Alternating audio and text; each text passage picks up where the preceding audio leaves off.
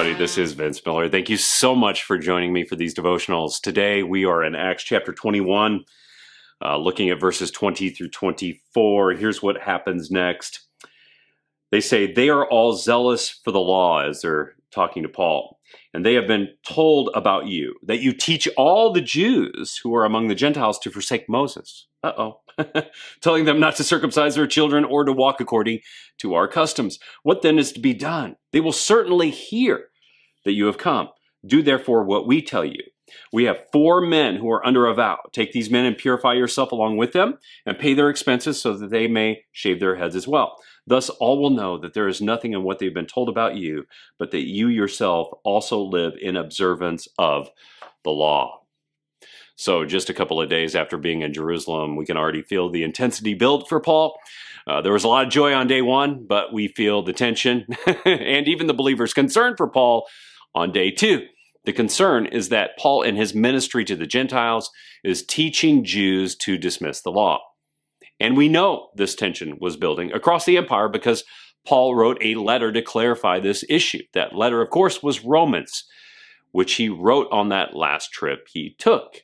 And in his letter to the Romans, he explains all these matters and all these concerns, but it appears that some had not yet seen this document.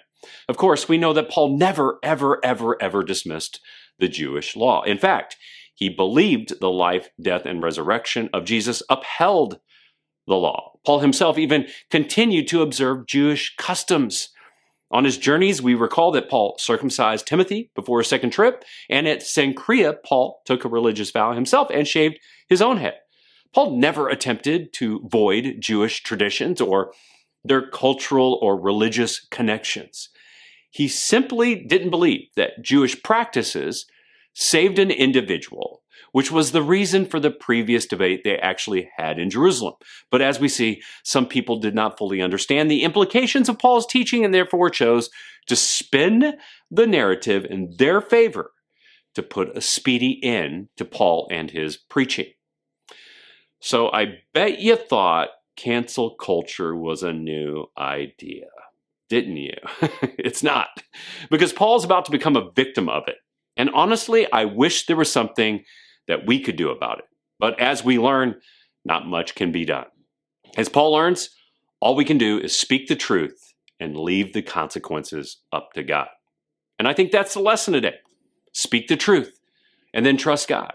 Speak the truth to your child and then trust that God will allow it to sink in even when they dismiss you. Speak the truth to your employer and then trust God even when your job is at risk. Speak the truth to your Christian community and then trust God when a relationship is at risk. And while in many of these cases we do not know what the fallout might be, even the potential and perpetual canceling of you, but if you speak the truth, you can at least be ascertained that you did the right thing, not the wrong thing, by saying nothing. And that's all God wants us to do, leaving the entire results up to Him. I will say this, many times throughout my life, God has spoken some hard truth to me through other people, where I initially actually rejected it and canceled the person. But over time, I have come to see and know the truth that they were trying to communicate to me. So don't give up hope that truth might at some point sink in. But for that to happen, you have to speak it and live with the consequences with the hope it might eventually sink in. Well, thanks for joining me today, fellas. I hope you enjoyed it. If you have, share it with someone you know, and I'll see you right back here again next time.